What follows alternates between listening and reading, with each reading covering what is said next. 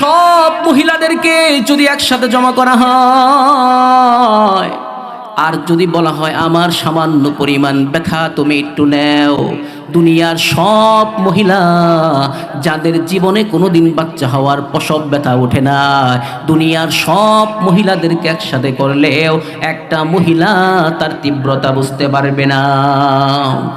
আপনারা আমার মা বোনদেরকে একবার জিজ্ঞাসা করে দেখেন, যখন সন্তান হওয়ার ব্যথা শুরু হয় ওই মহিলাটা একবার ডান দিকে যায়, ছটপট ছটপট করে আবার বাম দিকে যায়, ঠিক কি ঠিক না বলেন? আবার সুন্দর করে দুটা হাত আল্লাহর কাছে পেটে দিয়ে বলে, অগরব না জানি আমার এই সোনার মানিকটা প্রসব করতে গিয়ে আমার মৃত্যু পর্যন্ত হয়ে যায়। আজকে মহিরামকুলের মানুষদেরকে আমি জিজ্ঞাসা করতে যাই, ও মানুষ, দুনিয়ার হাজার হাজার মারা হাসপাতালে সুন্দর করে সুস্থ অবস্থায় ভর্তি হয়, ঠিক কি ঠিক না বলেন? কিন্তু হাজার হাজার মহিলা লাশ হয়ে সন্তান প্রসব করতে গিয়ে লাশ হয়ে ওই হাসপাতাল থেকে আস্তে আস্তে সুন্দর করে জীবিত অবস্থায় আর বের হয় না, হাজার হাজার মহিলার লাশ পর্যন্ত বের হয়। আল্লাহর নবী বলে, উম্মতরা শোনো, দ্বিতীয় নাম্বার, দুনিয়াতে যত মা আছে সমস্ত মারা এত বড় বড় ইমান কষ্ট করেছে, এই প্রসব ব্যথার যে তীব্র ব্যথা, এই ব্যথাটা সে অনুসরণ করেছে। এক নাম্বার কষ্ট হলো সন্তান ধারণ করা, দুই নাম্বার কষ্ট হলো প্রসব ব্যথার তীব্রতা অনুভব করা, আর তিন নাম্বার কষ্ট করেছে সমস্ত মাদের তাজা রক্তগুলো আমি আল্লাহ পাক রব্বুল আলামিন দুধ বানায়া দিছি। এই তিনটা দুনিয়ার সব মারা কষ্ট করার কারণে আমি আল্লাহ পাক রব্বুল আলামিনের মুহাম্মদ রাসূলুল্লাহ সাল্লাল্লাহু আলাইহি ওয়াসাল্লামকে যখন সাহাবী জিজ্ঞাসা করে, একবার নয়, দুইবার নয়, তিনবার মুহাম্মদ রাসূলুল্লাহ বলেছে তোমার মা মা মা, আর চতুর্থবার বলেছে তোমার সুন্দর করে বাবা। আজকে মহিরাম কুলের মানুষরা প্রশ্ন করতে পারে, হুজুর আপনি মার কথা যেহেতু তিনবার বললেন আর বাবার কথা শুধুমাত্র একবার বলছেন, এর মাধ্যমে আমরা কি বুঝবো আমার বাবার চেয়ে কি মার সম্মান বেশি? প্রশ্ন হয় কি হয় না? আল্লাহ নবী বলে, কয় না না না, যদি খেদমতের লাইনে তুমি অগ্রাধিকার পেতে চাও মা অগ্রাধিকার পাবে, আর যদি সম্মানের দিকে লক্ষ্য করো বান্দা, তাহলে তোমার পিতাই সম্মান মার চেয়ে বেশি পাবে। খেদমতের লাইনে মা অগ্রাধিকার পাবে, আর সম্মান যদি করতে চাই সম্মানের লাইনে আমার বাবাই বেশি সম্মানিত হবে, কারণ মা আর বাবার মিশ্রণের মাধ্যমে আল্লাহ পাক রব্বুল আলামিন আপনাকে আমাকে দুনিয়াতে আসার একটা কি করেছেন? ব্যবস্থা করেছেন। এক নাম্বার সিদ্ধান্ত হলো, যদি আমরা ইবাদত করতে চাই একমাত্র কার ইবাদত করব বলেন? আল্লাহর। আর দুই নাম্বার চূড়ান্ত সিদ্ধান্ত হলো, আমরা মা আর বাবা যতদিন হায়াত নামক জিন্দেগিতে তারা বেঁচে থাকেন তাদের সাথে অবশ্যই আপনার আমার ভালো আচরণ করতে হবে, ব্যবহার করতে হবে। আপনারা প্রশ্ন করতে পারেন, হুজুর কোরআনে কারিমের যত আয়াত আছে সমস্ত আয়াতগুলোই তো চূড়ান্ত সিদ্ধান্ত, কি বলেন? যত আয়াতে কারিমা আছে প্রত্যেকটা আয়াতের যে অর্থগুলো আছে, সিদ্ধান্তগুলো আছে, একটাও কিন্তু আপনার অচূড়ান্ত কোনো সিদ্ধান্ত না, সবগুলো হলো চূড়ান্ত সিদ্ধান্ত। তারপরেও এই দুইটা সিদ্ধান্ত আল্লাহ পাক রব্বুল আলামিন অনেক চূড়ান্ত সিদ্ধান্তের মধ্যে হতে এই দুইটা আরো মারাত্মক চূড়ান্ত সিদ্ধান্ত, যে এক নাম্বার, যদি আমরা ইবাদত করতে চাই সকলে আওয়াজ দিয়ে বলেন কার ইবাদত করব? আল্লাহ। আর দুই নাম্বার সিদ্ধান্ত হলো, আমার মা আর বাবার সাথে অবশ্যই আমি কি ভালো ব্যবহার করব, কখনোই তাদের সাথে কোনো খারাপ আচরণ করা যাবে না। প্রিয় ভাইরা আমার, আল্লাহ পাক রব্বুল আলামিন সূরাতুল ইসরার 23 নম্বর আয়াত দিয়ে দুনিয়ার সমস্ত মানুষদেরকে বলেন, বান্দারে ভালো করে শোনো, তোমার প্রতিপালক চূড়ান্ত বিষয়ে দুইটা ফয়সালা করেছেন। এক নাম্বার ফয়সালা হলো তোমরা একমাত্র আল্লাহ পাক রব্বুল আলামিনের গোলামি করবে। দুই নাম্বার চূড়ান্ত সিদ্ধান্ত হলো, তোমার মা আর বাবা যদি হায়াত নামক জিন্দেগিতে বেঁচে থাকেন অবশ্যই তোমার মা আর বাবার সাথে সুন্দর সুন্দর আচরণ করবে। আল্লাহ পাক রব্বুল আলামিন এই কথার দ্বারা উদ্দেশ্য হলো একজন ব্যক্তি তার জন্ম থেকে নিয়ে মৃত্যুর আগ পর্যন্ত যদি আমরা যেমনইভাবে জন্ম থেকে নিয়ে মৃত্যুর আগ পর্যন্ত আমরা একমাত্র আল্লাহ পাক রব্বুল আলামিনের গোলামি করব। 2 নাম্বার এটাই সিদ্ধান্ত আমার জন্ম থেকে নিয়ে আমার মৃত্যুর আগ পর্যন্ত আল্লাহ পাক রব্বুল আলামিনের আরেকটা সিদ্ধান্ত হলো আমার মা বাবা যদি দুনিয়ার হায়াত নামক জিন্দেগিতে বেঁচে থাকে অবশ্যই অবশ্যই আমার মা আর বাবার সাথে ভালো ব্যবহার করব। আল্লাহ পাক রব্বুল আলামিনের চূড়ান্ত 2টি সিদ্ধান্ত।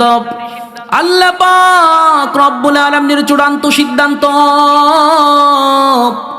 1 নাম্বার সিদ্ধান্ত হলো বান্দা তোমার জন্ম থেকে নিয়ে মৃত্যুর আগ পর্যন্ত আওয়াজ দিয়ে বলেন কার ইবাদত করব? সবাই বলেন নাই, জোরে বলেন কার ইবাদত করব? আল্লাহর। 2 নাম্বার আল্লাহ পাক রব্বুল আলামিনের চূড়ান্ত সিদ্ধান্ত হলো বান্দা তোমার জন্ম থেকে নিয়ে মৃত্যুর আগ পর্যন্ত যেমন এক আল্লাহর গোলামি করতে হবে তেমন এভাবে তোমার জন্ম থেকে নিয়ে মৃত্যুর আগ পর্যন্ত বান্দা তোমার আরেকটা কাজ করতে হবে। তোমার মা আর বাবা যদি হায়াত নামক জিন্দেগিতে বেঁচে থাকে অবশ্যই অবশ্যই তোমার মা আর বাবার সাথে ভালো ব্যবহার করতে হবে।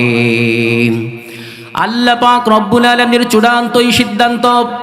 আমরা জানি কোরআন কারীমের মধ্যে আল্লাহ পাক রব্বুল আলামিন একটা আয়াত লেখেন নাই, 100 আয়াত লেখেন নাই। আল্লাহ পাক রব্বুল আলামিন পুরা কোরআনের মধ্যে 6666টা আয়াত আল্লাহ পাক রব্বুল আলামিন সুন্দর করে তিনি পেশ করেছেন। আয়াতের মধ্যে আল্লাহ পাক রব্বুল আলামিন সুন্দর করে 6666টা আয়াত দান করেছেন। এই 6666টা আয়াতের মধ্যে হতে আল্লাহ পাক রব্বুল আলামিন ইচ্ছা করলে প্রথম একটা আয়াতের মধ্যেই কথা বলতে পারতেন, ভিন্ন একটা আয়াতের মধ্যেই কথা বলতে পারতেন তোমরা একমাত্র আল্লাহর ইবাদত করবে। ঠিক কি ঠিক না বলেন? আরেকটা আয়াতের মধ্যে আল্লাহ পাক কি কথা বলতে পারতেন? বান্দা শোনো, যদি তোমার হায়াত নামক জিন্দেগিতে তোমার মা আর বাবাকে তুমি বেঁচে অবস্থায় পাও, জীবদ্দশা অবস্থায় তোমার মা আর বাবাকে পাও, অবশ্যই অবশ্যই তোমার মা আর বাবার সাথে ভালো ব্যবহার করবে। আল্লাহ পাক রব্বুল আলামিন ইচ্ছা করলে 2টি আয়াত দ্বারাই কথা বলতে পারতেন, কিনা বলেন? কিন্তু আল্লাহ পাক রব্বুল আলামিন 2টা আয়াত দিয়ে আল্লাহ পাক রব্বুল আলামিন এই কথা না বইলা আল্লাহ পাক রব্বুল আলামিন সুন্দর করে সূরাতুল ইসরার 23 নম্বর আয়াতের এক অংশে বললেন আল্লাহর ইবাদত করবে, আর দ্বিতীয় অংশের মধ্যেই বলে দিলেন তোমার মা আর বাবার সাথে অবশ্যই ভালো ব্যবহার করতে হবে। উলামায়ে কেরাম কিতাবের মধ্যে লেখেন, বান্দা ভালো করে শোনো, উলামায়ে কেরাম সুন্দর করে আয়াতের ব্যাখ্যা করে বলে আল্লাহ পাক রব্বুল আলামিন একটা আয়াতের এক অংশের মধ্যে আল্লাহর ইবাদতের কথা আর দ্বিতীয় অংশের মধ্যে মা বাবার কথা বইলা বোঝাতে চান এই পৃথিবীতে সর্বপ্রথম যেই জিনিসটা তোমার উপরে ফরজ সেটা হলো একমাত্র আল্লাহর ইবাদতটাই তোমার উপরে ফরজ। এরপরে এই দুনিয়াতে আল্লাহর ইবাদতের পরে যেই জিম্মাদারি আর তোমার দায়িত্ব আর ফরজ জিনিসটা আছে সেই জিনিসটার নাম হলো তোমার মা আর বাবার খেদমত করবে। কথা কি বুঝতেছেন আমার? আল্লাহর ইবাদতের পরে দিয়ে সবচেয়ে জরুরি যে জিনিসটা সেই জিনিসটার নাম হলো মা আর বাবার কি করতে হবে? খেদমত করতে হবে। আল্লাহ পাক রব্বুল আলামিন বললেন খেদমত করতে হবে, সুন্দর করে আমরা বুঝতে পারলাম। কিন্তু পৃথিবীর বুকে এমন হাজার হাজার সম্রাট, হাজার হাজার গ্রামের মধ্যে হাজার হাজার কিছু যুবকদের কেমন অবস্থায় পাওয়া যায়। কিছু যুবক আপনাদের গ্রামের মধ্যে যদি একজন ব্যক্তি কথা বলে আমার বিবাহ করার আগ পর্যন্ত শুধুমাত্র আমি এক আল্লাহকে আল্লাহ বলে মানব, আর আমার বিবাহের সময়ের পর থেকে নিয়ে মৃত্যুর আগ পর্যন্ত আমি এক আল্লাহকে আর আল্লাহ বলে মানব না, আপনারা কি বলেন ওই লোকটা মুসলমান থাকবে না কাফের হয়ে যাবে? আর একজন ব্যক্তি যদি এই কথা বলে আমার একটা সন্তান হওয়া পর্যন্ত শুধুমাত্র এক আল্লাহকে আল্লাহ বলে মানব, আর একটা সন্তান হওয়ার পর থেকে নিয়ে আমার মৃত্যুর আগ পর্যন্ত আমি অন্য কোনো ব্যক্তিকে আল্লাহ বলে মানব না, বরং অন্য কোনো ব্যক্তিকে আল্লাহ হিসাবে মানব। আপনারা কি বলেন, দ্বিতীয় ব্যক্তি মুসলমান থাকবে না কাফের হয়ে যাবে? কাফের হয়ে যাবে। এইভাবে তৃতীয় একজন ব্যক্তি যদি এই কথা বলে, আমার দুটি সন্তান হওয়া পর্যন্ত শুধুমাত্র আমি এক আল্লাহকে আল্লাহ বলে মানব, আর দুটি সন্তান হওয়ার পর থেকে নিয়ে আমার মৃত্যুর আগ পর্যন্ত আমি এক আল্লাহকে আল্লাহ বলে আর মানব না, বরং অন্য কোনো ব্যক্তিকে আল্লাহ আল্লাহ বলে মানব। আপনাদের ভাষায় তৃতীয় নাম্বার যেই ব্যক্তিটা আছে, ওই ব্যক্তিটা মুসলমান থাকবে না কাফের হয়ে যাবে? কাফের হয়ে যাবে। তাহলে আপনাদের সামনে আমি তিনজন ব্যক্তির কথা বললাম। এক নাম্বার ব্যক্তি হলো যেই ব্যক্তি বলছে আমার বিবাহের আগ পর্যন্ত শুধু আল্লাহকে আল্লাহ বলে মানব, ওই ব্যক্তি মুসলমান থাকতে পারে না। তেমনই ভাবে দ্বিতীয় নাম্বার যে ব্যক্তি বলছে আমার একটা সন্তান হওয়া পর্যন্ত আল্লাহকে আল্লাহ বলে মানব, আর একটা সন্তান হওয়ার পর থেকে নিয়ে আমার মৃত্যুর আগ পর্যন্ত আমি আর আল্লাহকে আল্লাহ বলে মানব না, ওই ব্যক্তিটাও কিন্তু মুসলমান থাকবে না। ঠিক কি ঠিক না বলেন? তৃতীয় নাম্বার যেই ব্যক্তিটা বলছে আমার দুটি সন্তান হওয়া পর্যন্ত শুধুমাত্র এক আল্লাহকে আল্লাহ বলে আমি মানব, আমার দুটি সন্তান হওয়ার পর থেকে নিয়ে মৃত্যুর আগ পর্যন্ত আমি এক আল্লাহকে আল্লাহ বলে মানব না, ওই ব্যক্তি কি মুসলমান থাকবে? কয় না না না, এই তিন শ্রেণী ব্যক্তির মধ্যে হতে একজন ব্যক্তিও কিন্তু মুসলমান থাকবে না। আজকে সমাজের মধ্যে হাজারো যুবক পাওয়া যায়, এমন কতিপয় যুবক খুঁজে পাওয়া যায় যে যুবকটা বিবাহের আগ পর্যন্ত বৃদ্ধ মা যদি বলে বাবা তুমি অফিস করতে যাচ্ছ, সমস্যা নাই, অফিস করার সময় থেকে নিয়ে যখন অফিস করা তোমার শেষ হবে, যখন তুমি আমার বাড়িতে আগমন করবে, অফিসের শেষে আমার এই কনকনা শীতের মধ্যে আমার অনেক শীত লাগে, বাবারে সুন্দর করে তুমি আমার জন্য একটা জ্যাকেট কিনে নিয়ে আসবা, বলে কি বলে না? একজন যুবক এখনো বিবাহ করে না, বিবাহ না করা অবস্থায় মা বলছে আমার জন্য একটা সোয়েটার নিয়ে আসবা, সুন্দর করে ওই ছেলেটা আমার জন্য একটা সোয়েটার কিনে, এমন সন্তান আছে কিনা বলেন? অবশ্যই আছে। এমন অবস্থায় বাবা বৃদ্ধ বাবা যদি বলে বাবা অফিস করার সময়ের পর থেকে নিয়ে যখন তুমি আমার বাড়িতে আসবা, আসার সময় এক জোড়া মোজা তুমি আমার জন্য ক্রয় করে নিয়ে আসবা। আপনাদের কাছে আমার জিজ্ঞাসা, আজকে হাজার হাজার যুবক পাওয়া যায় বিবাহ করে নাই, বিবাহ করার আগ পর্যন্ত মা যেই কথাটা বলে সন্তান মানতে রাজি, বিবাহ করার আগ পর্যন্ত বাবা যেই কথা বলে সেই কথা মানতে রাজি, সুন্দর করে বৃদ্ধ মায়ের কথাগুলো যুবক শুনে এমনইভাবে বিবাহ করার আগ পর্যন্ত বৃদ্ধ বাবা যেই কথাটা বলে সুন্দর করে শুনে কি শোনে না। কিন্তু এই সন্তানটাই যখন বড় হলো, আস্তে আস্তে যখন সন্তানটা আপা হাঁটি করে বড় হয়, বড় হওয়ার পরে যেই দিন বিবাহ করায় নিয়ে আসলেন, একটা মেয়ে সুন্দর করে যখন তার স্ত্রী হিসাবে করে আসে, আসার পরে ওই স্ত্রীটা সুন্দর করে বোঝায় তোমার চাকরির বয়স থেকে নিয়ে আজ পর্যন্ত যত টাকা রোজগার করেছ সমস্ত টাকাগুলো এই বুড়া আর বুড়ির পিছনে ব্যয় করছো, বলে কি বলে না? সমস্ত টাকাগুলো তোমার মার পিছনে ব্যয় করছ, সমস্ত টাকাগুলো বাবার কাজে ব্যয় করছ। সুতরাং আজ পর্যন্ত যত টাকা তুমি রোজগার করেছ সব টাকাগুলো তোমার বৃদ্ধ মা বাবার সমস্ত চাহিদাগুলো মিটাইতে যায়া তোমার ভবিষ্যৎ বলতে তুমি কোনো কিছুই করতে পারো না। সামান্য পর্যন্ত একটা ব্যাংক অ্যাকাউন্ট বলতে তোমার কোনো কিছু নাই। তোমার ছোট বোনের চাহিদা মিটাতে গিয়ে তোমার সব সুখ সাগরে ভাসছে। তোমার ছোট ভাইয়ের চাহিদা মেটাতে গিয়ে তোমার সব চাহিদাগুলো তুমি সাগরে ভাসিয়ে দিয়েছ। তার মানে হলো যত টাকা রোজগার করেছ সব টাকাগুলো তোমার মা আর বাবা, তোমার ছোট ভাই আর বোনের পিছনেই ব্যয় করেছ। তোমার ভবিষ্যতের জন্য সামান্য একটা টাকা রোজগার করে রাখো নাই। ওগো শোনো না প্রাণের স্বামী, এভাবে যদি আমাদের জীবনটা চলতে থাকে তাহলে আমাদের সামান্য পরিমাণ কোনো টাকা থাকবে না, আমাদের কোনো ব্যাংক ব্যালেন্স থাকবে না, আমাদের সামনের ভবিষ্যতের বলতে কিছু থাকবে না। সুতরাং প্রাণের স্বামী রে, তোমার হাত জোর করে অনুরোধ করে আমি বলি, মেহেরবানি করে তুমি একটু রোজগার করো আর আমাদের ভবিষ্যতের জন্য কিছু রেখে দাও। বলে কি বলে না বলে? আজকে সমাজে বিবাহের আগ পর্যন্ত বাবা যেটা বলছে ওইটাই নিয়ে আসছে, মা যেটা বলছে ওইটাই নিয়ে আসছে, ছোট ভাই যেটা বলছে ওইটাই নিয়ে আসছে, ছোট বোন যেটা বলছে ওইটাই নিয়ে আসছে। সবার চাহিদা অক্ষর অক্ষরে পালন করছে। এই ছেলেটাই পা হাঁটি হাঁটি করে যখন বড় হলো, বড় হবার পরে যখন সে বিবাহ করে, বিবাহ করার পর থেকে সুন্দর একটা মহিলা ঘরে আসার পর থেকে ভাইয়ের সাথে সম্পর্ক আলাদা, বোনের সাথে সম্পর্ক আলাদা, বুড়া মার বাবার সাথে সম্পর্ক আলাদা, এমন বিচ্ছিন্ন অবস্থা তৈরি করে দেয় ছেলে আর বুড়া মা আর বাবার চেহারা পর্যন্ত দেখতে রাজি না। ঠিক কি ঠিক না বলেন? আল্লাহ পাক রব্বুল আলামিন বলেন, বান্দা ভালো করে শোনো, সমস্ত মানুষগুলো ভালো করে একটু খেয়াল করো। যেমনই ভাবে তোমার জন্ম থেকে নিয়ে মৃত্যুর আগ পর্যন্ত আমি এক আল্লাহকে আল্লাহ বলে কখনো অবিশ্বাস করা যাবে না। ঠিক কি ঠিক না বলেন?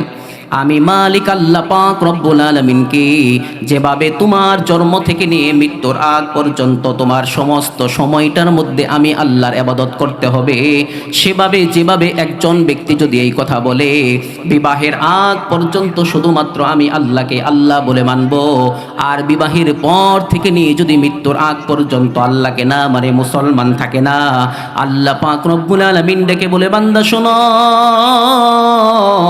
যেভাবে আমি আল্লাহকে বিবাহের আগ পর্যন্ত আল্লাহ বলে মানলে, পরে না মানলে মুসলমান থাকা যায় না, সেভাবে তোমার জন্ম থেকে নিয়ে বিবাহ করার আগ পর্যন্ত শুধুমাত্র মা আর বাবার কথা শুনলা, মা যেটা বললো সেটাই নিয়ে আসলা, বৃদ্ধ বাবা যেই কথাটা বলছে সেই কথাটাই শুধু মানলা, আর বিবাহ করার সময় থেকে নিয়ে তোমার মৃত্যুর আগ পর্যন্ত তুমি আর তোমার মার কথা শুনতে রাজি না, তোমার বাবার কথাও শুনতে তুমি রাজি না। আমি মালিক আল্লাহ পাক রব্বুল আলামিন বললাম, বান্দারে তুমি মারাত্মকভাবে আমার শাস্তির সম্মুখীন হবা। অর্থাৎ বিবাহ করার আগ পর্যন্ত যেমন আল্লাহকে আল্লাহ বলে মানলে মুসলমান থাকে, আর পরে না মানলে অমুসলমান হয়ে যায়, আল্লাহ পাক বলে বিবাহ করার আগ পর্যন্ত মা বাবার সব কথা মানলা, বিবাহের পর থেকে নিয়ে মৃত্যুর আগ পর্যন্ত আর মার বাবার কথা মতো মানলাই না, পাশাপাশি ছায়াপন দেখতে পারলা না। মনে রাখবে, তোমার জন্ম থেকে নিয়ে মৃত্যুর আগ পর্যন্ত আমি মালিকের যেমন ইবাদত করা তোমার উপরে ফরজ, তোমার জন্ম থেকে নিয়ে তোমার মৃত্যুর আগ পর্যন্ত তোমার মা আর বাবার খেদমত করাটাও তো দ্রুবী ফরজ। কি মনে করছো বিবাহ করা আগ পর্যন্ত খেদমত করবা, পরে আর করবা না, বাইচে যাবা? অসম্ভব, কখনো তুমি বাঁচতে সক্ষম হবা না। আল্লাহ পাক রব্বুল আলামিন বলেন, সুন্দর করে খেদমত করতে হবে তোমার মা বাবার। সুন্দর করে যদি তুমি খেদমত করো তাহলে তুমি ভালো থাকবা, আর যদি তুমি সুন্দর করে মা বাবার হক সুন্দর করে আদায় না করো আর খেদমত না করো, তুমি সামান্য পরিমাণ মুসলমান থাকতে পারো, কিন্তু আমি আল্লাহ পাক রব্বুল আলামিনের চূড়ান্ত শাস্তির সম্মুখীন হবা। প্রশ্ন হতে পারে, হুজুর আমরা কেন আল্লাহ পাকের ইবাদত বন্দেগী করব?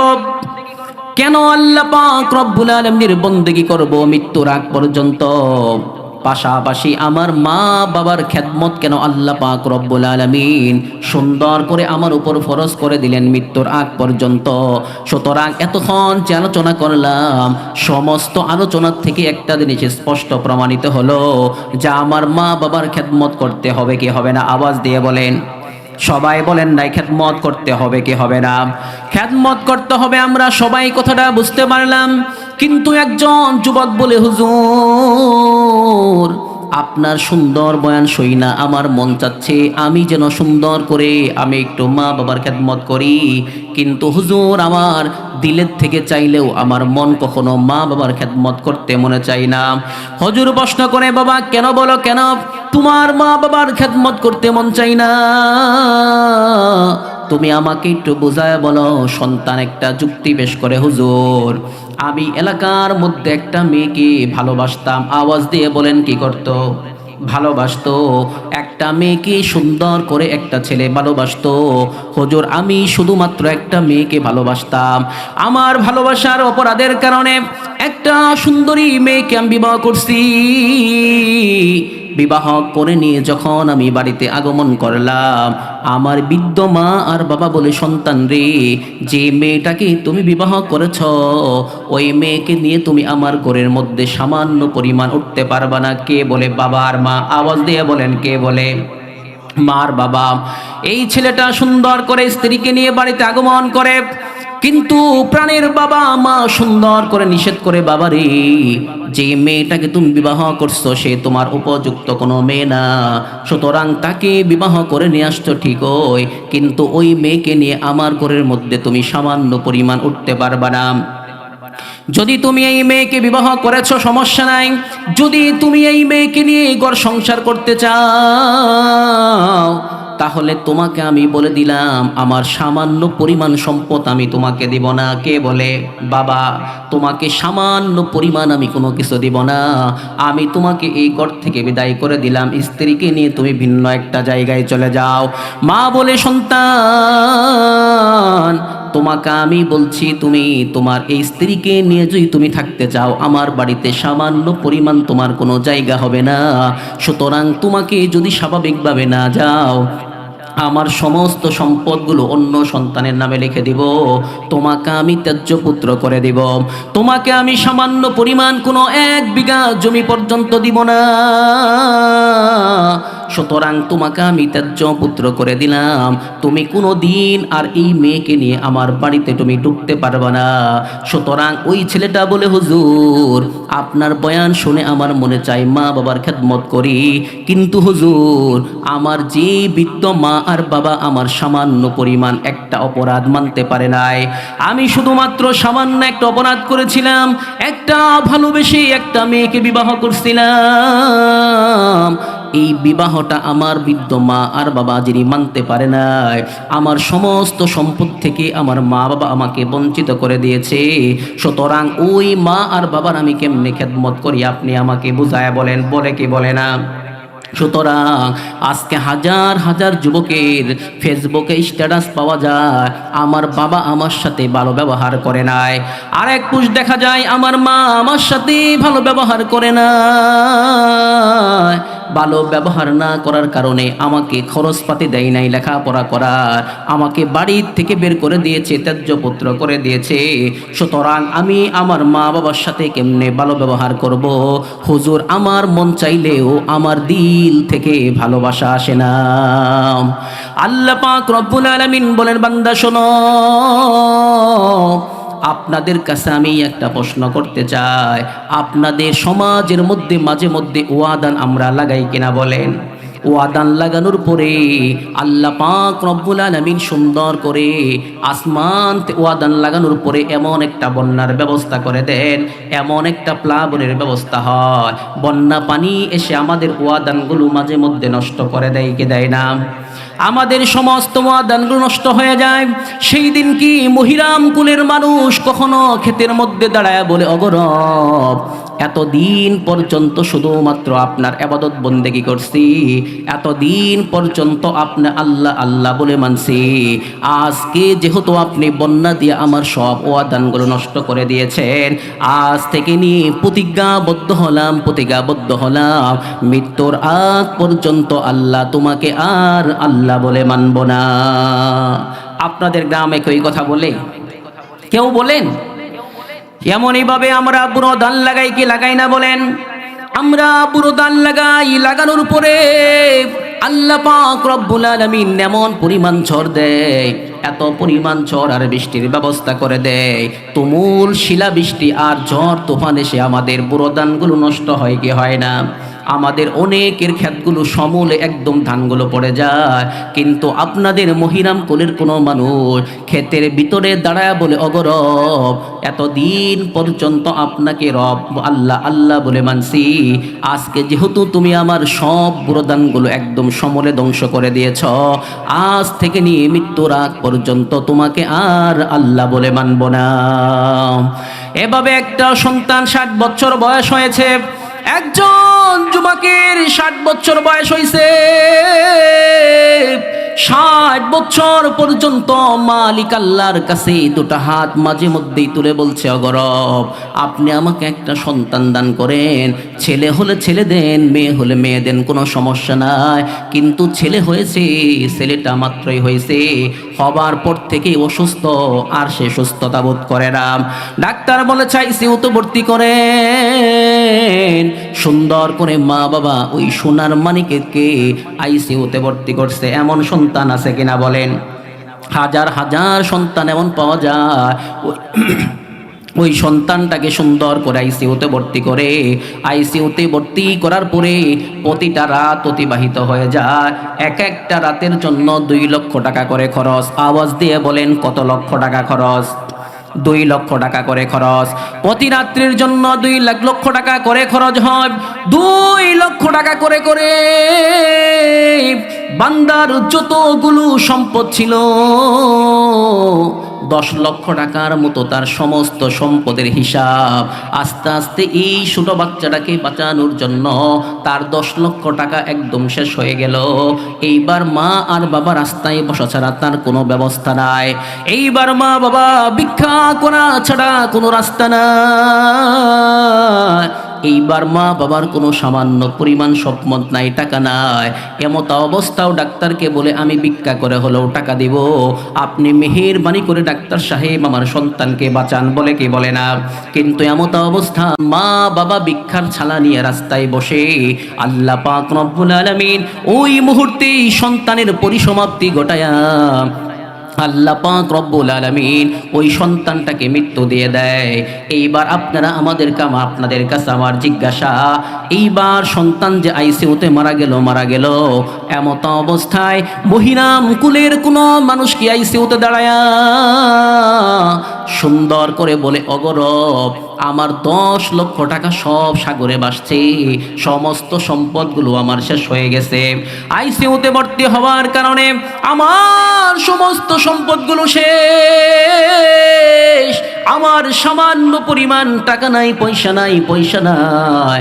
অগরব এতদিন পর্যন্ত আমার বুকের মধ্যে ধৈর্য ছিল, তোমাকে এক আল্লাহ আল্লাহ বলে মানছি, আজ থেকে নিয়ে প্রতিজ্ঞাবদ্ধ হলাম, মৃত্যুর আগ পর্যন্ত তোমাকে আর আল্লাহ বলে আমি মানব না। বলেন, আপনাদের মহিরাম কুলের কোনো মানুষ এই কথা বলে? কেউ বলে? এভাবে একজন সন্তান যদি হারায় যায়, সন্তানের বাবাকে এই কথা বলে, এতদিন পর্যন্ত নামাজ পড়ছি, এতদিন পর্যন্ত রমজানুল মুবারকে রোজা রাখছি, এতদিন পর্যন্ত তোমার সব গোলামিগুলো আমি করছি মালিক আল্লাহ, এখন যেহেতু আমার সন্তানটাকে তুমি নিয়ে গেছো, আজ থেকে আমি প্রতিজ্ঞাবদ্ধ হলাম, কিয়ামত পর্যন্ত না, মৃত্যুর আগ পর্যন্ত আমি আর তোমার সামান্য পরিমাণ ইবাদত করব না। কেউ বলে? কেউ বলে না। তার মানে হলো আল্লাহ পাক রব্বুল আলামিন বলতে চান, বান্দা জন্ম থেকে নিয়ে মৃত্যুর আগ পর্যন্ত ওয়াদান নষ্ট করলাম, বুরদান নষ্ট করলাম, সন্তানকে নিয়ে নিলাম, টাকা পয়সা নিয়ে নিলাম, বাড়ি হারা করলাম, ঘর হারা করলাম, রাস্তার পথিক বানায় তোমাকে ছাড়লাম, তবুও তো কোনো মানুষ একটা কথা হাত ইশারা করে বলো না, অগরব আজ পর্যন্ত আমি তোমাকে আল্লাহ বলে মানছি, আজকের পর থেকে নিয়ে মৃত্যুর আগ পর্যন্ত তোমাকে আর আল্লাহ বলে মানবো না। কেউ বলে? আল্লাহ পাক রব্বুল আলামিন বলেন, বান্দা ভালো করে মনোযোগ দাও, ভালো করে সুন্দর করে খেয়াল করো, যেমনই ভাবে তোমার জন্ম থেকে নিয়ে মৃত্যুর আগ পর্যন্ত বান্দা হাজার হাজার তোমাকে আমি বিপদ দেওয়ার পরেও এক আল্লাহকে আল্লাহ বলে কখনো তুমি বলো নাই, ঠিক কি ঠিক না বলেন? সুতরাং ওয়াদান নষ্ট করলাম, পুরোদান নষ্ট করলাম, তোমার সন্তান পর্যন্ত আমি নিয়ে নিলাম, সমস্ত সম্পদগুলো ধ্বংস করে দিলাম। সব কিছু ধ্বংস করে দেওয়ার পরেও আমি মালিক আল্লাহকে এক মিনিটের জন্য তুমি বলতে পারো না। তার মানে হলো তোমার জন্ম থেকে নিয়ে মৃত্যুর আগ পর্যন্ত আমি মালিকের ইবাদত ছাড়া যাবে? কয় না না না। সুতরাং আমার যেমন তোমার জন্ম থেকে নিয়ে মৃত্যুর আগ পর্যন্ত হাজার হাজার বিপদ দেওয়ার পরেও আল্লাহকে একবার মুহূর্তের জন্য ভোলা যায় না। বান্দা, তোমার মা বাবা তোমাকে যদি গড়হারা করে ভালোবেসে একটা মেয়েকে বিবাহ করার অপরাধে তোমার বাবা যদি তোমাকে সম্পদ থেকে বঞ্চিত করে দেয়, সমস্ত ঘর থেকে বঞ্চিত করে দেয়, তোমার বাবা যদি বাড়ি থেকে তোমাকে বের করে দেয়, এমনকি তোমাকে ত্যায্য পুত্র পর্যন্ত করে দেয়, কিন্তু আমি আল্লাহ আমার মালিকের সিদ্ধান্ত হলো তোমার মা বাবা তোমাকে যদি সমস্ত সম্পদ থেকেও বঞ্চিত করে দেয়, তবু আমি আল্লাহর সিদ্ধান্ত হলো এক মিনিটের জন্য তোমার মা আর বাবার সাথে খারাপ আচরণ করা যাবে না। যেমনই ভাবে তোমার জন্ম থেকে নিয়ে মৃত্যুর আগ পর্যন্ত আমি মালিককে ভোলা যাবে না, সেভাবে তোমার জন্ম থেকে নিয়ে মৃত্যুর আগ পর্যন্ত বান্দা তোমার মা আর বাবার সাথে এক মিনিটের জন্য খারাপ ব্যবহার করা যাবে না। কথাগুলো কি আমার বুঝতেছেন? জন্ম থেকে নিয়ে মৃত্যুর আগ পর্যন্ত হাজার বিপদ আমার উপর আসলেও আমি মালিককে যেভাবে ভুলতে পারি না, জন্ম থেকে নিয়ে মৃত্যুর আগ পর্যন্ত আমার মা বাবা যদি আমাকে ত্যায্য পুত্রও করে দেয়, ঘরহারা করে দেয়, বাড়িহারা করে দেয়, সব থেকে বঞ্চিত করে দেয়, তবুও মালিকের চূড়ান্ত সিদ্ধান্ত হলো তোমার মা আর বাবা যদি বেঁচে থাকে ওদের সাথে তোমার ভালো ব্যবহার করতে হবে, এক মিনিটের জন্য খারাপ ব্যবহার করা যাবে না। একটু জিকির করি লা ইলাহা ইল্লাল্লাহ, লা ইলাহা ইল্লাল্লাহ মুহাম্মাদুর রাসূলুল্লাহ সাল্লাল্লাহু আলাইহি ওয়াসাল্লাম। প্রিয় ভাইয়েরা আমার, এতক্ষণ যে আলোচনা আমরা করলাম, সব আলোচনার থেকে সার নির্যাস একটা কথা বের হয়ে আসে, আমার জন্ম থেকে নিয়ে মৃত্যুর আগ পর্যন্ত যেমন আল্লাহর ইবাদত করা লাগবে, এক মিনিট কেউ আল্লাহকে ভোলা যাবে না, আমার জন্ম থেকে নিয়ে মৃত্যুর আগ পর্যন্ত আরেকটা কাজ করতে হবে, মা আর বাবার কি করতে হবে? খেদমত করতে হবে, তাদের সাথে সামান্য সময়ের জন্য খারাপ আচরণ করা যাবে না। প্রিয় ভাইরা আমার, আপনাদের মনের ভিতরে বড় একটা প্রশ্ন সৃষ্টি হয়। এখন অনেক মানুষ সুন্দর করে একটা প্রশ্ন জাগে অন্তরের ভিতরে, হুজুর আমার মা বাবার আমি এত কেন খেদমত করব? আমার মা বাবা আমার উপর কি ইহসান করেছে? প্রশ্ন হয় কি হয় না? আল্লাহ পাক রব্বুল আলামিন বলেন, বান্দারে শোনো, জনাবে মুহাম্মদ রাসূলুল্লাহ সাল্লাল্লাহু আলাইহি ওয়াসাল্লামের কাছে বুখারী শরীফের 5171 নম্বর হাদিস, আল্লাহ নবী আলাইহিস সালাতু ওয়াসসালামের কাছে একজন সাহাবী পা হাঁটি হাঁটি করে আগমন করে। আল্লাহ নবীর কাছে সাহাবী আগমন করে, সুন্দর করে বলে, ইয়া রাসূলুল্লাহ, মান আহাক্কুন নাসি বিহুসনি সুহবাতি, আমার সবচেয়ে ভালো ব্যবহার পাওয়ার উপযুক্ত ব্যক্তিকে আপনি আমাকে বলেন ইয়া রাসূলুল্লাহ। আল্লাহর হাবিব আলাইহিস সালাতু ওয়াসসালাম সুন্দর করে বলেন, উম্মুক, আওয়াজ দিয়ে বলেন কে? তোমার মা। একবার প্রশ্ন করার পরে আল্লাহ নবী কি বললেন? তোমার মা। সাহাবী বারবার প্রশ্ন করে, সুম্মা মান, এরপরে কোন ব্যক্তির সাথে আমি ভালো ব্যবহার করব? আল্লাহ নবী আলাইহিস সালাতু ওয়াসসালাম এইবার প্রশ্নের উত্তরও বলেন, উম্মুক, তোমার মায়ের খেদমত করবে। বলেন সুবহানাল্লাহ। সাহাবী এইবার প্রশ্ন করা ছাড়ে না, সাহাবী এইবার প্রশ্ন করা না ছেড়ে দিয়ে বলে, সুম্মা মান ইয়া রাসূলুল্লাহ, হে আল্লাহর নবী আলাইহিস সালাতু ওয়াসসালাম, এরপরে সবচেয়ে ভালো ব্যবহার আমি কোন ব্যক্তির সাথে করব আপনি আমাকে বলেন। আল্লাহর নবী আলাইহিস সালাতু ওয়াসসালাম বললে, সাহাবী রে, উম্মুক তোমার মায়ের খেদমত করবে। আওয়াজ দিয়ে বলেন, মায়ের কথা কয়বার বলল? তিনবার। এইবার সাহাবী বলে সুম্মামান, এরপর আমি কোন ব্যক্তির খেদমত করব? আল্লাহর নবী আলাইহিস সালাতু ওয়াসসালাম বলে, ও আবুকা, তোমার বাবার খেদমত করবে। আপনাদের মনের ভিতর একটা প্রশ্ন হয়, হুজুর, আল্লাহ নবী আলাইহিস সালাতু ওয়াসসালামকে সাহাবী প্রশ্ন করার পরে উনি সুন্দর করে বললেন তিনবার কার কথা? মায়ের কথা। আর একবার বললেন বাবার কথা। সুতরাং মার কথা তিনি তিনবার কেন বললেন, আর বাবার কথা তিনি একবার কেন বললেন? প্রশ্ন হয় কি হয় না? আল্লাহর নবী আলাইহিস সালাতু ওয়াসসালাম বললে, উম্মতরা শোনো, এই পৃথিবীর শুরু লগ্ন থেকে নিয়ে কিয়ামত সংগঠিত হওয়া পর্যন্ত আল্লাহ পাক রব্বুল আলামিন যত পৃথিবীতে মা পাঠিয়েছেন, সমস্ত মারা এত বড় বড় তিনটা কষ্ট করছে, এই দুনিয়াতে আর কোনো ব্যক্তি এই তিনটা কষ্টের মধ্যে শরীক ছিল না। এক নাম্বার, দুনিয়াতে সমস্ত মারা কষ্ট করছে। এই দুনিয়াতে যত মা আল্লাহ পাক রব্বুল আলামিন পাঠিয়েছে, সমস্ত মারা এক নাম্বার কষ্ট করছে। 10 মাস 10 দিন পর্যন্ত সন্তান পেটের ভিতরে ধারণ করছে। ঠিক না বলেন? আপনারা আমরা রাত্রিবেলা সুন্দর করে ঘুমাই, অথচ মা নামক সম্পদটা সন্তানকে পেটে নিয়া সুন্দর করে রাত্রিবেলা যখন ডান কাতে ঘুমাইতে গেছে, ডান কাতে ঘুমাইতে যাওয়ার পরে সন্তান সুন্দর করে পেটে লাথি দেয়, মা নামক সম্পদটা ডান দিকে ঘুমাতে পারে না। এইবার মা আরামের জন্য একটু পার্শ্বটা পরিবর্তন করে বাম দিকে সুন্দর করে ঘুমাইতে যা, এইবারও সন্তান সুন্দর করে পেটের ভিতরে একটা লাথি মারে কি মারে না? এইবারও মা সুন্দর করে বাম কাঁধে ঘুমাতে পারে না।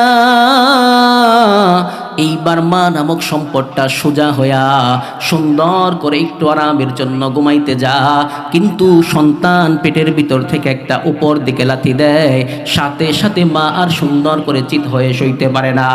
এইবার মা একটু উপর দিকে হয়ে ঘুমাইতে যা, সন্তান সুন্দর করে নিচের দিকে একটা লাথি দেয়। এই লাথি দেওয়ার পরে এই সন্তানের আঘাতের কারণে মা আর উপর দিকে হয়েও ঘুমাইতে পারে না। চতুর সাইডে যখন মা নামক সম্পদটা ঘুমাইতে পারে না, অথচ মা সুন্দর করে ডান পাশে চায় দেখে একই রুমের ভিতরে ডান পাশে যে একটা খাট আছে, ওই খাটের মধ্যে যত মানুষগুলো আছে সব মানুষগুলো নাক ডাইকা ঘুমায়। আস্তে আস্তে বাম দিকে মা নামক সম্পদটা তাকায়, তাকানোর পরে সুন্দর করে দেখে বামে যে খাটটা আছে, ওই খাটের মধ্যে যতগুলো আত্মীয় স্বজন আছে, ছোট বোন আছে, সব মানুষরা নাক ডেকে সুন্দর করে ঘুমায়। অথচ মা নামক সম্পদটা পৃথিবীতে যত মা আছে সব মারা জেগে জেগে থাকে। এমনও পৃথিবীর বুকে মা সম্পদগুলো আছে, দুনিয়া রাস্তাঘাটগুলো সবগুলো বন্ধ হয়ে গেছে, পাখি পর্যন্ত ঘুমায় যায় কিনা বলেন? রাত্রে বেলায় সব কিছু শুমশাম হয়ে যায়, স্তব্ধ গোটা পৃথিবী। এমত অবস্থায় সমস্ত মানুষগুলো ঘুমায় যায়, অথচ মা নামক সম্পদটা ছেলেকে ধারণ করার কারণে, একটা সন্তান মা পেটের ভিতরে ধারণ করার কারণে মা নামক সম্পদটা সুন্দর করে আর ঘুমাতে পারে না। মা নামক সম্পদটা যখন ঘুমাতে না পারে, দুনিয়ার সব কিছু ঘুমায় গেছে। এভাবে এদিক সেদিক হতে হতে ফজরের আজান দিয়ে দেয়। আল্লাহর নবী বলে, ও উম্মতরা ভালো করে খেয়াল করো, এইভাবে 1 মাস মা ঘুমাইতে পারে নাই। কয় না 10 মাস 10 দিন পর্যন্ত আল্লাহ পাক রব্বুল আলামিন যত মা দুনিয়ার বুকে পাঠিয়েছে, সমস্ত মাগুলো 10 মাস 10 দিন পর্যন্ত এই সন্তান ধারণ করার কারণে এভাবে 10 মাস 10 দিন পর্যন্ত একটা রাতও পরিতৃপ্তভাবে ঘুমাতে পারে নাই। এজন্যই সাহাবী সর্বপ্রথম যখন আমাকে জিজ্ঞাসা করছে, ইয়া রাসূলুল্লাহ, সুন্দর করে আমি বলছি উম্মুকা তোমার মা, এইবার সাহাবী দ্বিতীয়বার প্রশ্ন করেছে, ইয়া রাসূলুল্লাহ। দ্বিতীয়বার প্রশ্ন করে বলছে, এরপরে আমি সবচেয়ে কার খেদমত বেশি করব? আমি মুহাম্মদ রাসূলুল্লাহ বলছিলাম উম্মুক তোমার মায়ের খেদমত করবে। এইবার সাহাবী বলছে, আমি ভাবিকে বলছিলাম উম্মুক তোমার মা। জাননি জাননি, দ্বিতীয়বার সাহাবীকে আমি তোমার মায়ের কথা কেন বলছি? এই পৃথিবীতে যত মা আল্লাহ পাক রব্বুল আলামিন পাঠিয়েছেন, দ্বিতীয় নাম্বার সমস্ত মার আরেকটা কষ্ট করছে, প্রসব ব্যথা। সন্তান হওয়ার সময় যে একটা তীব্র ব্যথা শুরু হয়, দুনিয়ার সব মারা এই প্রসব ব্যথার কষ্ট সহ্য করছে। দুনিয়ার প্রসব ব্যথাগুলো কেমন কষ্টকর, কেমন কষ্টকর! দুনিয়ার প্রসব ব্যথা এত পরিমাণ কষ্টকর, দুনিয়ার সব মহিলাদেরকে যদি একসাথে জমা করা হয় আর যদি বলা হয় আমার সামান্য পরিমাণ ব্যথা তুমি একটু নেও, দুনিয়ার সব মহিলা যাদের জীবনে কোনোদিন বাচ্চা হওয়ার প্রসব ব্যথা ওঠে না, দুনিয়ার সব মহিলাদেরকে একসাথে করলেও একটা মহিলা তার তীব্রতা বুঝতে পারবে না।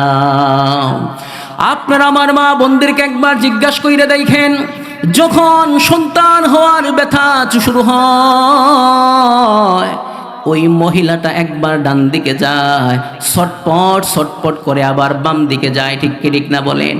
আবার সুন্দর করে দুটা হাত আল্লাহর কাছে পেতে দিয়ে বলে, অগরব, না জানি আমার এই সোনার মানিকটা প্রসব করতে গিয়ে আমার মৃত্যু পর্যন্ত হয়ে যায়। আজকে মহিরামকুলের মানুষদেরকে আমি জিজ্ঞাসা করতে যাই, ও মানুষ, দুনিয়ার হাজার হাজার মারা হাসপাতালে সুন্দর করে সুস্থ অবস্থায় ভর্তি হয়, ঠিক কি ঠিক না বলেন? কিন্তু হাজার হাজার মহিলা লাশ হয়ে সন্তান প্রসব করতে গিয়ে লাশ হয়ে ওই হাসপাতাল থেকে আস্তে আস্তে সুন্দর করে জীবিত অবস্থায় আর বের হয় না, হাজার হাজার মহিলার লাশ পর্যন্ত বের হয়। আল্লাহর নবী বলে, উম্মতরা শোনো, দ্বিতীয় নাম্বার দুনিয়াতে যত মা আছে সমস্ত মারা এত বড় পরিমাণ কষ্ট করেছে, এই প্রসব ব্যথার যে তীব্র ব্যথা, এই ব্যথাটা সে অনুসরণ করেছে, এই ব্যথার কষ্টটা সে সহ্য করে। আল্লাহ পাক রব্বুল আলামিন যত মা পাঠিয়েছেন এই দুনিয়াতে, এক নাম্বার কষ্ট হলো সন্তান ধারণ করা, দুই নাম্বার কষ্ট হলো প্রসব ব্যথার তীব্রতা অনুভব করা, আর তিন নাম্বার কষ্ট করেছে সমস্ত মাদের তাজা রক্তগুলো আমি আল্লাহ পাক রব্বুল আলামিন দুধ বানায়া দিছি। এই তিনটা দুনিয়ার সব মারা কষ্ট করার কারণে আমি আল্লাহ পাক রব্বুল আলামিনের মুহাম্মদ রাসূলুল্লাহ সাল্লাল্লাহু আলাইহি ওয়াসাল্লামকে যখন সাহাবী জিজ্ঞাসা করে, একবার নয়, দুইবার নয়, তিনবার মুহাম্মদ রাসূলুল্লাহ বলেছে তোমার মা মা মা, আর চতুর্থবার বলেছে তোমার সুন্দর করে বাবা। আজকে মহিরামকুলের মানুষরা প্রশ্ন করতে পারে, হুজুর আপনি মার কথা যেহেতু তিনবার বললেন আর বাবার কথা শুধুমাত্র একবার বলছেন, এর মাধ্যমে আমরা কি বুঝবো আমার বাবার চেয়ে কি মার সম্মান বেশি? প্রশ্ন হয় কি হয় না? আল্লাহ নবী বলে, কয় না না না, যদি খেদমতের লাইনে তুমি অগ্রাধিকার পেতে চাও মা অগ্রাধিকার পাবে, আর যদি সম্মানের দিকে লক্ষ্য করো বান্দা, তাহলে তোমার পিতাই সম্মান মার চেয়ে বেশি পাবে। খেদমতের লাইনে মা অগ্রাধিকার পাবে, আর সম্মান যদি করতে চাই সম্মানের লাইনে আমার বাবাই বেশি সম্মানিত হবে, কারণ মা আর বাবার মিশ্রণের মাধ্যমে আল্লাহ পাক রব্বুল আলামিন আপনাকে আমাকে দুনিয়াতে আসার একটা কি করেছেন? ব্যবস্থা করেছেন। আল্লাহ পাক রব্বুল আলামিন বলে, বান্দা ভালো করে খেয়াল করো, দুনিয়ার সব মানুষদেরকে আমি আল্লাহ পাক রব্বুল আলামিন যাদেরকে দুনিয়ার বুকে পাঠিয়েছি, সব মানুষদেরকে আমি আল্লাহ পাক রব্বুল আলামিন মা বাবার মাধ্যমে পাঠাইছি। আওয়াজ দিয়ে বলেন, আপনারা এখানে যারা আছেন মা বাবা ছাড়া কেউ আছেন? সবাই বলেন না। বলবেন কিভাবে? মুখে তো পট্টি লাগাই আসছেন, ঠিক না? যদি আবার শীত ঢুকে মুখের ভিতরে, কি বলেন? একটু বলেন না। আমরা যারা এখানে আসছি কারোর কি মা ছাড়া আসছি, বাবা ছাড়া আসছি? কয় না। আল্লাহ পাক রব্বুল আলামিন বলে, বান্দা ভালো করে শোনো, এই দুনিয়ার বুকে সব মানুষরা মা বাবার মাধ্যমে আসে নাই, তিনটা মানুষকে আমি আল্লাহ পাক রব্বুল আলামিন মা আর বাবা ছাড়া সৃষ্টি করছি, বলেন সুবহানাল্লাহ। আপনারা বলতে পারেন হুজুর ঈসা আলাইহিস সালাতু ওয়াস সালামের তো বাবা ছিল না, ঠিক কি ঠিক না? হযরত আদম আলাইহিস সালাতু ওয়াস সালামের মা বাবা ছিল না, হযরত হাওয়া আলাইহিস সালাতু ওয়াস সালামের মা ছিল, বাবা ছিল। কয় না না না, সুতরাং আদম আলাইহিস সালাতু ওয়াস সালামের মা ছিল না, বাবা ছিল না, হাওয়া আলাইহিস সালাতু ওয়াস সালামের মাও ছিল না, বাবাও ছিল না, আর ঈসা আলাইহিস সালাতু ওয়াস সালামের বাবা ছিল না। প্রশ্ন করতে পারেন হুজুর আল্লাহ পাক রব্বুল আলামিন এই তিনজন ব্যক্তিকে মা বাবা ছাড়া কেন সৃষ্টি করলেন? এই প্রশ্নের জবাবে আল্লাহ পাক রব্বুল আলামিন বলেন, বান্দা শোনো, আমি চাইলে এই দুনিয়াতে মা আর বাবা ছাড়াও সন্তান সৃষ্টি করতে সক্ষম। আজকে হাজারো যুবক দুর্মুট মাজারে গিয়া পেট ডলে, হাজার হাজার মহিলা সুন্দর করে মোমবাতি জ্বালাই কি জ্বালাই না বলেন? সুন্দর করে একটা টুলি নিয়া একটা অটো গাড়ি সুন্দর করে ভাড়া কইরা সিন্নি দিয়া সুন্দর করে মোমবাতি জ্বালাইয়া পেট গোসার বলে, বাবা এতদিন পর্যন্ত সন্তান চাইছি, সন্তান হয় না, আজকে আমার দৃঢ় বিশ্বাস আজকে যেই পেটটা ঘষে গেলাম আর যে সিন্নিটা দিয়ে গেলাম, মোমবাতি জ্বালায়া দোয়া করলাম, খাজা বাবা এতদিন ঘুরালেও আজ আর তুমি আমাকে ঘুরায়ও না। বলে কিনা বলেন? প্রশ্ন হইতে পারে হুজুর বয়ান তো ঠিকই করতেছেন, কিন্তু আমাদের গ্রামে একটা মহিলা আছে 60 বছর বয়স হয়েছে, সন্তান হয় নাই, কিন্তু আল্লাহর কি কাম, একদিন আমি বললাম সিন্নি দিয়ে অবগত দেখবো সন্তান হবে। আমার কথা মোতাবেক একটা অটো ভাড়া করে নিয়া 10 কেজি চাউলের সিন্নি দিয়া পেট ঘইসা আইছে। আলহামদুলিল্লাহ 1 মাস পরেই সন্তান পেটের ভিতরে চলে আইলো। এখন আপনি কি বলবেন? প্রশ্ন হয় কি হয় না? হাজারো মহিলা মন আছে কিনা বলেন? মাজারে যেদিন পূজা করছে সিন্নি দিছে, এরপর থেকে গর্ভবতী হয়েছে। আল্লাহ পাক রব্বুল আলামিন বলেন, বান্দা ভালো করে শোনো, মহিরম কুলের মানুষরা ভালো করে মনোযোগ দাও। 60 বছর বয়স হয়ে যাওয়ার পরেও একদিন পর্যন্ত আল্লাহ পাক রব্বুল আলামিন সন্তান তোমার পেটের ভিতরে দেয় নাই, অথচ খাজা বাবার দরবারে একবার গিয়া সুন্দর করে মোমবাতি জ্বালায়া, একবার পেট ঘইসা মোমবাতি জ্বালায়া দোয়া করার পরে তারপরের দিন 15 দিন পর থেকে আলামত প্রকাশ পায়, এইবার আমার স্ত্রী গর্ভবতী হয়ে গেছে। আল্লাহ পাক রব্বুল আলামিন বলে, বান্দা শোনো, একটা কথা ভালো করে তোমার জেহেনে থাকা দরকার, আমি মালিক আল্লাহর প্রতি মানুষ যে পরিমাণ ধারণা করবে, আমি বান্দার সাথে ওই পরিমাণই আচরণ করব। বান্দার ধারণা ছিল খাজা বাবার দরবারে যাওয়ার পরে আমার পেটের মধ্যে একটা সন্তান আসতে পারে, বিশ্বাস আল্লাহর প্রতি না, ওই বিশ্বাসটা চেঞ্জ হইয়া খাজা বাবার প্রতি গেছে। আল্লাহ পাক বলে, বান্দা আমি মালিকের প্রতি পরিপূর্ণ আস্থার ভরসা না রাইখা যেহেতু তুমি খাজা বাবার প্রতি তুমি মনোনিবেশন করেছ, সুতরাং আমি মালিক আল্লাহ সন্তান দিব, কিন্তু খাজা বাবার দরবারে যাওয়া ছাড়া সন্তান তোমার পেটে আমি দিব না।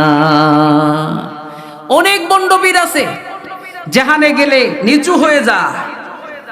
একজন আমার এক ভাই বলে, এক খাজা বাবার দরবারে গেছি, বন্ডপীরের দরবারে সবাই নিচু হয়ে যাওয়ার লাগে। তা আমি বললাম নিচু হয়ে যাইতে পারবো না, দেখি খাড়া হয়ে আইমো, আমার উদ্দেশ্য পুরা হয় কিনা। পরে এক ভাই বলল, কয় না, যত মানুষ যত নিয়াত করে আসে নিচু হয়ে যদি যা আর আসতে পারে তাহলে উদ্দেশ্য পুরা হয়। সুতরাং আমি বললাম তাহলে তো আমার নিচু হয়ে যাইতে হবে, কি বলেন? তখন কি বিশ্বাস আল্লাহর বই থাকলো নাকি ওই খাজা বাবার উপর গেল বলেন? সুতরাং আমি নিচু হয়ে আসলাম, কিছুদিন পর আমার উদ্দেশ্য পুরা হয়ে গেল। এখন প্রশ্ন হয়, হুজুর পুরা কেমনে হইল? কয় পুরা তো কে করছে? খাজা বাবা করছে। কি বলেন? কথা বলেন না কেন? খাজা বাবা করছে। কে করছে বলেন? আল্লাহ পাকই তো করছে। কিন্তু সমস্যা হলো এক জায়গায়, তোমার যেমন ধারণা ছিল ওই ধারণা অনুপাতে ওই খাজা বাবার দরবারে যাওয়ার আগ পর্যন্ত আল্লাহ তোমার উদ্দেশ্য পুরা করবেন না। অন্যথায় যদি কোনো ব্যক্তি আল্লাহর প্রতি পরিপূর্ণ ভরসা রাখে, কোন হাদিসের অবরত আপনাদেরকে শোনাচ্ছি না, ওয়া মান ইয়াতাওয়াক্কাল আলাল্লাহি ফাহুয়া হাসবুহু, বলেন না আল্লাহু আকবার। আর একটু জোরে বলেন আল্লাহু আকবার। আল্লাহ পাক রব্বুল আলামিন বলেন, বান্দারে, যে ব্যক্তি মালিক আল্লাহ পাক রব্বুল আলামিনের প্রতি ভরসা রাখে, আল্লাহ পাক রব্বুল আলামিন তার জন্য যথেষ্ট হয়ে যায়। আল্লাহর প্রতি আস্থার ভরসা যদি রাখো, আল্লাহই তোমাকে সন্তান দেবে। আর যদি সন্তান না হয়, এর মধ্যেও কল্যাণ আছে কিনা বলেন?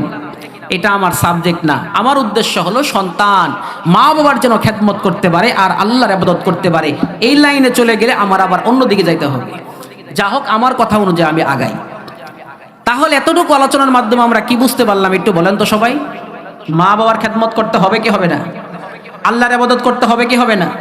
এই দুইটা করতে হবে। এখন আসেন, আমরা বাঙালি কিন্তু লাভ ছাড়া কিছু করি না। করি? যদি যেটা লাভ পাই সেটা করি, যেটা লাভ পাই না সেটা কখনোই করতে কি হয় না, আমরা রাজি হই না। যদি মা বাবা বেঁচে থাকে তাহলে সশৈলদের খেদমত করতে হবে। আর যদি মা বাবা মৃত্যুবরণ করে থাকে তাহলে তাদেরকে ইসালে সোয়াবের মাধ্যমে কবরে সোয়াব পৌঁছাতে হবে। হবে কি হবে না বলেন? আল্লামা ইমাম বুখারী রাহমাতুল্লাহি আলাইহি সমস্ত ব্যক্তিদের কাছে গ্রহণযোগ্য একটা কিতাবের নাম হলো বুখারী শরীফ। ইমাম বুখারী রহমাতুল্লাহি আলাইহি রচিত বুখারী শরীফ। এই বুখারী শরীফের রচয়িতা যে ইমাম বুখারী রহমাতুল্লাহি আলাইহি, শিশুকাল অবস্থায় তিনি অন্ধ ব্যক্তি ছিলেন। আওয়াজ দিয়ে বলেন, কি ছিলেন? অন্ধ ব্যক্তি ছিলেন। এমন একটা রোগ হলো যেই রোগের কারণে ইমাম বুখারী রাহমাতুল্লাহি আলাইহি হঠাৎ করে অন্ধ হয়ে গেলেন। অন্ধ হয়ে যাওয়ার পরে তিনার অন্ধত্ব আর দূর হয় না। তার মা ছিল আবেদা এবং জাকেরা, তিনি ছিলেন ইবাদত গুজারি একজন মহিলা। আমি ইমাম বুখারী রাহমাতুল্লাহি আলাইহির মা বলে, আমার ছেলেটা যখন অন্ধ হয়ে গেল, দুনিয়াতে এমন কোনো চিকিৎসা ছিল না। তৎকালীন সময়ে যত চিকিৎসা আছে সব চিকিৎসাগুলো আমার অনুযায়ী আমি সুন্দর করে করলাম। ইমাম সুন্দর করে করার পরে ওই যখন আমি চিকিৎসাগুলো করলাম, করার পর থেকে নিয়ে সুন্দর করে আমার ছেলের কিন্তু অন্ধত্ব দূর হলো না। লাস্টে একটা রাত্রে 2 রাকাত সালাতুল হাজত নামাজ পড়া সুন্দর করে মালিকের দরবারে হাঁটু গেড়ে বসলাম আর বললাম, ওগো রব, যতক্ষণ পর্যন্ত না আমার সন্তানের তুমি চোখ ভালো না করবা ততক্ষণ পর্যন্ত আমি তোমার দরবার ছাড়ব না। কিতাবের মধ্যে লেখা হয়, আল্লামা ইমাম বুখারী রাহমাতুল্লাহি আলাইহির মা সুন্দর করে 2 রাকাত নামাজ পড়ে দোয়া করা শুরু করে দিলেন। দোয়া করতে করতে এক পর্যায়ে তিনি ঘুমায় পড়লেন জায়নামাজের মধ্যে। জায়নামাজের ভিতরে ঘুমায় পড়ার পরে এমত অবস্থায় স্বপ্নে দেখলেন ইব্রাহিম আলাইহিস সালাতু ওয়াস সালাম, আল্লাহর নবী ইব্রাহিম আলাইহিস সালাতু ওয়াস সালাম তার সামনে আসছে। আয়েশা বলে, ওগো মা, তোমার সন্তান অন্ধ, এই জন্যই আল্লাহর কাছে দোয়া করছো।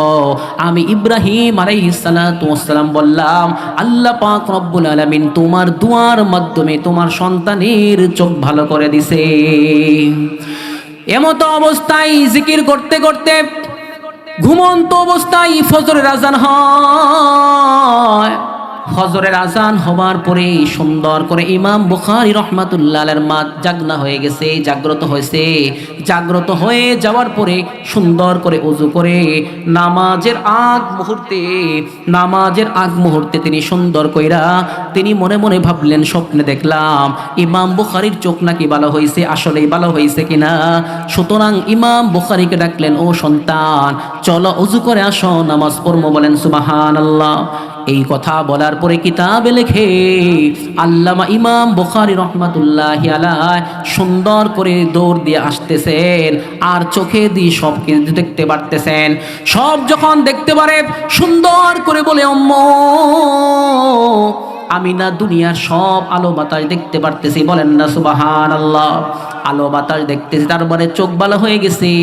সুতরাং বোঝা যায় এই কিতাবের মধ্যে এখান থেকে সুন্দর করে নিচে লেখছে, আল্লাহ পাক রব্বুল আলামিন দুনিয়াতে যত মা পাঠিয়েছেন, মায়ের দোয়াগুলো এত পরিমাণ সন্তানের জন্য লাভবান। মা যদি আল্লাহ পাক রব্বুল আলামিনের কাছে হাঁটু মাইরা দোয়া করে আর যদি সন্তানের জন্য মা যেটাই চায় আল্লাহ পাক রব্বুল আলামিন সেই দোয়া কখনো ফেরত দেয় না। এই কথাটাই আল্লাহ নবী আলাইহিস সালাতু ওয়াস সালাম বলে এই দুনিয়াতে তিনটা দোয়া আল্লাহ পাক কখনো ফেরত দেন না। ওই তিনটা দোয়ার মধ্যে একটা দোয়াও হলো, মা যদি কোনো সন্তানের জন্য দোয়া করে আল্লাহ পাক রব্বুল আলামিন দুনিয়ার সব দোয়া মিস হতে পারে, আল্লাহ পাক রব্বুল আলামিন মায়ের দোয়া কখনো 1 মিনিটের জন্য ফেরত দেয় না। আজকে মহিলাম কুলের মানুষ সামান্য পরিমাণ যদি সমস্যা হয় আমরা দৌড়ায় খতিব সাহেবের কাছে গিয়া বলি, হযরত এই 500 টাকা দিলাম, সুন্দর করে আমার জন্য একটু দোয়া করেন, বলি কি বলি না? আজকে পীরের দরবারে ছাগল আর গরু কতই না নিয়ে গেলাম, আহারে আমার সবচেয়ে বড় বুজুর্গ আমার ঘরের ভিতরে আছে, আমার জানা নাই। আজকে ইমাম সাহেবকে শ্রদ্ধা করি, সম্মান জানায়, আজকে আমার পীরকে সম্মান করি, শ্রদ্ধা জানায়। আমার বিশ্বাস আসলে কমলার আপেলের কোনো প্রয়োজন নাই, আমার বিশ্বাস আসলে কমলার আপেলের কোনো একদম যত কিছু আমার কিনা যায় সব কিছু সামনে পেশ করে, ঠিক কি ঠিক না? অথচ বিদ্যা মার বাবা নামক বড় সম্পদটা আল্লাহ পাক রব্বুল আলামিন দুনিয়ার বুকে রাখছে। আল্লাহর নবী বলে, মানুষ না রে, ওই মা বাবার মুখের ভিতরে যদি সুন্দর কইরা একটা কমলার রস সুন্দর কইরা মার মুখের ভিতরে দিয়ে আর বলতে পারস, আম্মু আমার চাকরির প্রমোশন দরকার, তুমি দুটা হাত তুলে আল্লাহর কাছে দোয়া করো না, আল্লাহ পাক যেন আমার সুন্দর করে প্রমোশনের ব্যবস্থা করে। আজকে মানুষের হাজার হাজার সমস্যা, আল্লাহ নবী বলে, ও উম্মতরা শোনো, উম্মতরা শোনো, তোমাদের আর কোনো পীরের কাছে যাওয়ার দরকার নাই, কোনো গাউস কুতুবের কাছে যাওয়া দরকার নাই। যে বৃদ্ধ মা আর বাবাটা কোরের মধ্যে বসে আছে, প্যারালাইসিস হয়ে শুয়ে আছে, ডান দিকে নড়তে পারে না, চড়তে পারে না, ওই মা নামক সম্পদটার মুখের ভিতরে সুন্দর করে কমলা রস দিয়া দিয়া আর দুটা হাত তুলে আল্লাহর কাছে দোয়া করতে বলো, দুনিয়ার সব দোয়া ফেরত যেতে পারে। মা যদি দুটা হাত তুলে আল্লাহর কাছে দোয়া করে আল্লাহর নবী বলেন আল্লাহ পাক সেই দোয়াকে কখনো ফেরত দিতে পারে না। আল্লাহু আকবার। সুতরাং এতক্ষণ আলোচনার মাধ্যমে জিনিসটা আমরা বুঝতে পারলাম, সেই জিনিসটার নাম হলো একমাত্র আল্লাহ পাকের আমরা গোলামি করব। দ্বিতীয় নাম্বার কাজ হলো যে আমরা সুন্দর করে একটা কাজ করতে পারি, সেটা হলো আল্লাহ পাক বলেন জন্ম থেকে নিয়ে মৃত্যুর আগ পর্যন্ত যেমন আমার ইবাদত করা তোমার উপরে ফরজ, তোমার উপরে আরেকটা দায়িত্ব ফরজ, সেটা হলো তোমার জন্ম থেকে নিয়ে মৃত্যুর আগ পর্যন্ত ওই আল্লাহ পাকের ইবাদত যেমন ফরজ, তোমার মা আর বাবার খেদমত করাও ততটাই ফরজ। বলেন আমরা কি মা বাবার সাথে এরকম করি? এমনটা আমরা কখনো করি না। এখন আসেন, তাহলে মার দোয়া কাজে লাগে কি লাগে না বলেন? আজকে থেকে আমরা দুটো হাত সবাই তোলেন তো, সবাই তোলেন, দেখেন তো কে কার পাশে তুলে নাই। সবাই তুলছেন? আজকে থেকে আমরা ওয়াদাবদ্ধ হতে পারি কিনা যে আজকে থেকে আমাদের মা বাবা যদি বেঁচে থাকে অবশ্যই ওদেরকে আমরা খেদমত করবো তো ইনশাল্লাহ? আল্লাহ পাক সবাইকে কবুল করে, হাত নামান। প্রিয় ভাইরা আমার, প্রশ্ন হতে পারে হুজুর আপনি সুন্দর করে বললেন মা বাবার খেদমত করতে হবে, আমরা আপনার কথা অনুযায়ী আমল করার চেষ্টা করতেছি, আমার মা বাবার আমি সুন্দর করে খেদমত করব, কিন্তু হযরত আমার মা আর বাবা নামক সম্পদটা দুনিয়ার বুকে বেঁচে নাই, আমার মা আর বাবা দুইজন ইন্তেকাল করেছে, তাদেরকে আমি কিভাবে খেদমত করব? আমার তো সেই সুযোগ নাই। আল্লাহ পাক রব্বুল আলামিন বলে, উম্মতরা শোনো, আল্লাহ পাক রব্বুল আলামিন বলে, বান্দা উম্মতরা শোনো, দুনিয়াতে যাদের মা বাবা বেঁচে আছে ওরা তো সশরীরে খেদমত করবা, আর যাদের মা বাবা নামক সম্পদটা অন্ধকার কবরে শায়িত, ওদের জন্য একটা ব্যবস্থা আমি আল্লাহ পাক রাখছি, সেটা হলো ইসালে সোয়াবের মাধ্যমে সোয়াবগুলো তাদের কবরে পৌঁছিয়ে দিবা।